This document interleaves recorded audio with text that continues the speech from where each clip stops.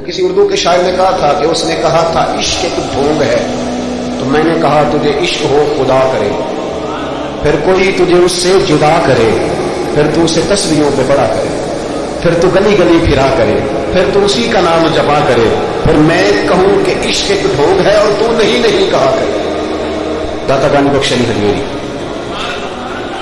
داتا صاحب نے لکھا ہے، یہ آج کل کا جو جدید نوجوان طبقہ ہے وہ ذرا بات جلدی سمجھ جائے گا۔ داتا صاحب رحمۃ اللہ نے لکھا ہے، حضرت عبداللہ بن مبارک رحمۃ اللہ علیہ سے کسی نے کہا کہ آپ بڑے زبردست محدث ہیں اور اتنی بارفتگی والے صوفی کم ملتے ہیں جتنے آپ ہیں، وجہ کیا ہے؟ تو حضرت عبداللہ بن مبارک فرمانے لگے، مجھے نے توبہ کرنے سے پہلے ایک عورت سے عشق ہو گیا تھا، عورت سے۔ بڑی توجہ سے بات سمجھنا۔ آپ فرماتے ہیں میرا گھرانہ نمازی تھا، یہ داتا صاحب نے لکھا ہے کشف المعارف میں۔ حضرت عبداللہ بن مبارک فرماتے ہیں کہ جس عورت سے مجھے عشق ہو گیا نا، اس کے محلے میں جا کے میں عشاء کی نماز پڑھتا تھا، اور پھر ساری رات میں اس کے گھر کے گرد رہتا تھا۔ وہ آدھی رات کو تھوڑی دیر کے لیے چھت پہ آتی تھی، 2-1 باتیں ہوتی تھی، میں لوٹ آتا تھا۔ فرماتے ایک رات میں عشاء کی نماز اس کے محلے میں جا کے پڑھی، قاری صاحب نے نا کچھ آیات لمبی پڑھا دی تو مجھے غصہ آیا۔ کہتے تھے نا لوگ مولوی جو کام کو نہیں سمجھتے ہو رہی ہیں، تو کہتے ہیں کہ نماز لمبی پڑھا دی تو مجھے غصہ آیا کہ جلدی پڑھاؤ۔ فرماتے نماز وہاں پڑھی، سخت سردی تھی، رات لمبی تھی، میں اس کے گھر کے گرد جا کے نا تو منڈلانے لگا، چونکہ مجھے اس سے محبت تھی۔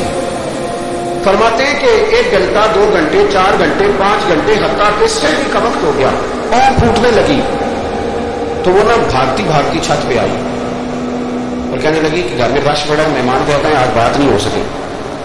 کہتے یہ لفظ کہتے وہ نیچے اتر گئی۔ جب میں وہاں سے واپس نکلا تو فجر کی اذان شروع ہو گئی، یوں سمجھ لیں کہ 13 گھنٹے 14 گھنٹے بیت گئے۔